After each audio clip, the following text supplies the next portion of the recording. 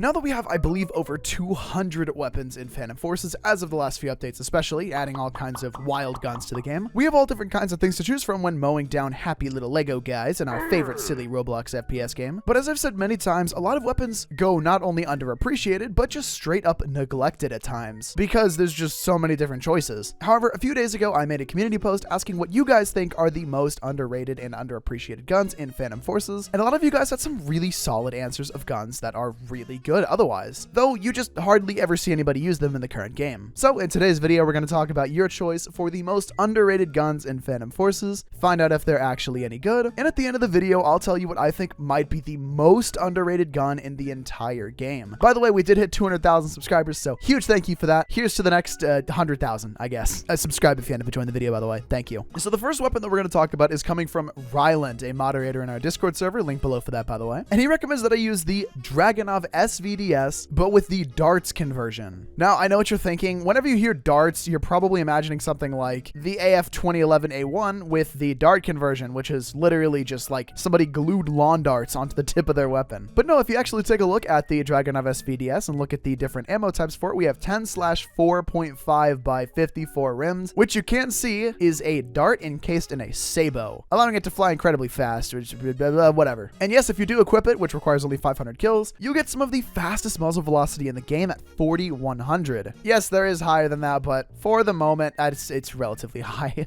And with something like a ballistics tracker, which allows you to see like exactly where to aim to hit head level, you can see that we basically have to aim right on the person's head, kind of no matter the distance. God, I'm a questionable player, man. You can see it pretty much turns the game into like a point and click adventure. And honestly, I feel like a lot of people would probably like that. Though there are a couple downsides to this conversion that I would kind of bring up, I guess. So it does completely change the entire way that the weapon works. By default, the damage graph is like this. With the conversion, it's a bit more traditional. But you'll see for a sniper, it has ridiculously low damage, but a crazy high headshot multi, letting it always be a 1-tap to the head. And 2-tap torso, I guess out to about 204 studs. 3 or 4-tap everything else otherwise. But with that muzzle velocity again, you're getting effectively an insane 1-tap headshot machine. Now, the next one was given to me by Yi Gaming, and while I may not entirely agree, he does have kind of a valid point here. So the AK-107, for anybody who's been playing for a tiny little bit more than a couple months, you will know that the AK-107 has been a big issue for a while. And that is because we got basically almost 1,000 fire rate AK with 0 recoil. I've made a whole video on it because people were getting so mad about it. But they did recently actually do an attempt at nerfing this weapon. And pretty much what they ended up doing is they took it from no recoil to still kind of no recoil. And frankly, it's still kind of just as overpowered as it's always been. But for some reason, it just kind of fell off the face of the earth and people just kind of moved on from it. I don't really know why. Now, I wouldn't personally say that this is an underrated weapon just because we saw it as like meta for like a month. You couldn't see anything but this. But it did disappear and I don't really know why. And it's still extremely overpowered. So, you know, do with that what you will. So interestingly enough, the Uzi was also on this list multiple times. So many of you guys seem to actually really like the Uzi. And in a lot of my streams lately, I've had a lot of people recommend that I use the Uzi. However, after really kind of taking a bit more of a deep dive than I have before on the Uzi, I totally understand why it is that people actually really like this weapon. But unfortunately, it's just something that we don't see all too often. And you can see one of the biggest ones, and that is going to be the fact that we have extremely low recoil on this thing. And not just extremely low recoil, but also extremely high damage for what it is. It's been a while since I've had an SMG that I've genuinely really enjoyed. And kind of preparing for this video, I really kind of fell in love with this weapon. So the base that you can see it is it has very normal kind of SMG damage, just to a little bit of further kind of ranges out, giving us 2-tap headshot out to about 80 studs, and 3-tap limb out to about 70. Fire rate is a little bit lower than normal or lower than average at about 600, but honestly, on something like this, I don't notice it a crazy amount. And while definitely a handful of you guys actually acknowledge this, I just don't see it as often as I otherwise would imagine for something that is genuinely pretty good.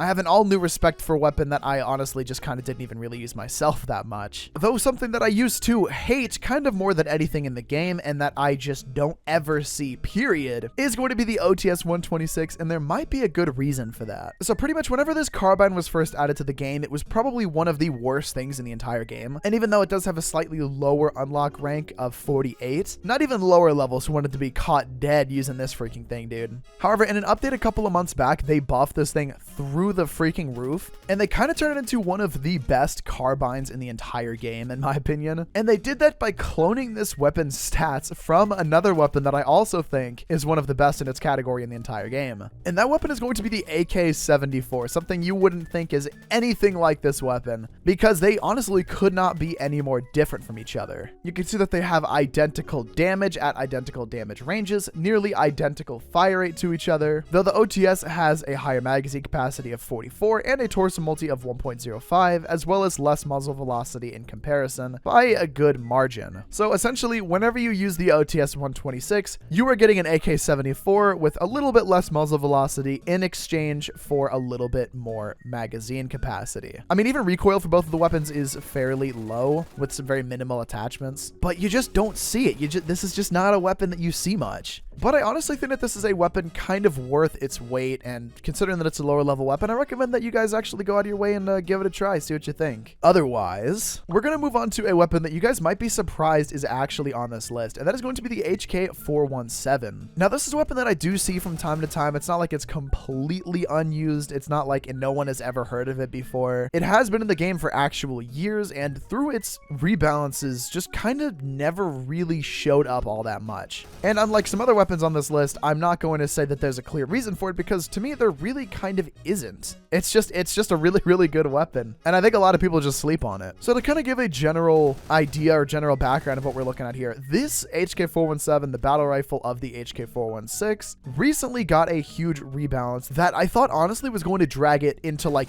the most meta use humanly possible, because they buffed this thing through the roof, dude. We could take a look at the current stats, and for just the damage alone, we get 2-tap headshot out to about 156-ish studs, 3-tap torso maximum range, 4-tap otherwise, and fairly respectable muzzle velocity of 2500 with a 20-round magazine capacity and 2 different firing modes. And for a battle rifle, I mean, recoil is not 0, but it's not that heavy compared to like the amount of damage that you're outputting with this thing. Not just that either, and correct me if I'm wrong if they've since changed it, but I remember there being a thing where whenever you switch it to semi, though you get a slightly slower fire rate, you get reduced recoil by like a percentage. I can't exactly remember, it's been a while. But again, full auto, I mean, you can see I'm doing these little bursts and I'm able to kind of laser beam the enemy. Just a teeny tiny little bit. Overall, a very underrated battle rifle, and for just being ranked 78, I think it's worth the try for most average ranked players, I would say. Unlike our next weapon here, which you just kind of don't ever see, period. And it's kind of a shame because the SKS is arguably a really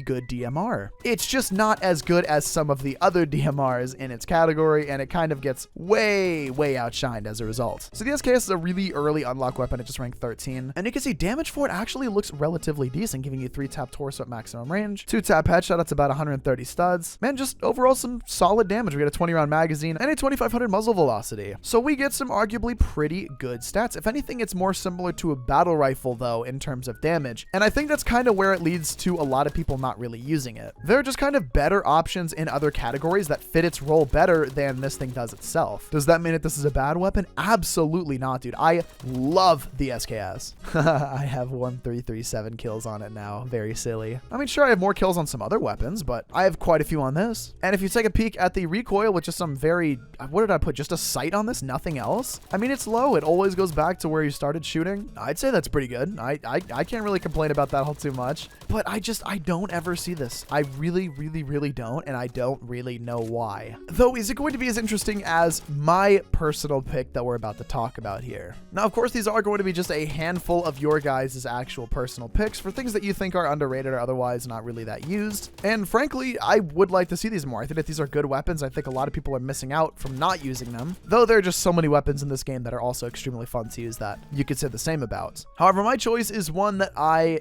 just don't see, period. I have maybe ever seen this twice since it was recently rebalanced, and I can't think of a single time that I ever saw it before it was changed. Because what we have here, the AK-9, formerly known as, I believe, the AK-12C, is in the carbine category, and is just something I don't know how to explain it. It's like a ghost. The most invisible, potentially, weapon in the entire game. And again, something that I just don't really have reason for people to not use. It's a good gun.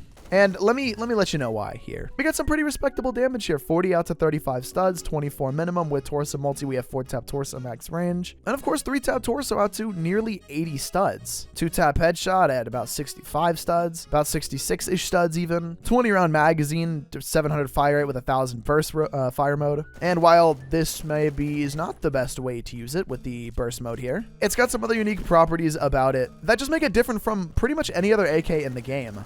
So it fires 9x39, the same ammo that the Asval fires. And of course, if you know anything about that weapon, you'll know that the muzzle velocity is not going to be that good. It has a muzzle velocity nearly half that of the Zip 22. And that's not a good thing. However, what it does lack in muzzle velocity, it more than makes up for in CQC performance. And to me, that just kind of makes it actually a very decent little weapon on most maps in the game. And even though it's got lower muzzle velocity, does that mean that you can't use it at range? Absolutely not. You can use this thing in pretty much any circumstance, and honestly, I think it has one of the best models of any AK in the entire game. So yeah, I mean, I think it's a really, really good little weapon. I'm kind of sad I don't see it more because I feel like the rebalance honestly just made it that much more of an even better weapon than it was before. Well, that's pretty much going to sum up today's video. These are just a handful of the weapons that you guys recommended to me that are underrated for one reason or the other. And I'd love to know what you guys think in the comment section below. Do you guys use these weapons yourself? I don't know. You tell me in the comment section below. And while you're down there yelling and screaming at me in the comments, how about you consider subscribing? I'd really appreciate it. We just hit 200K. I can't thank you guys enough.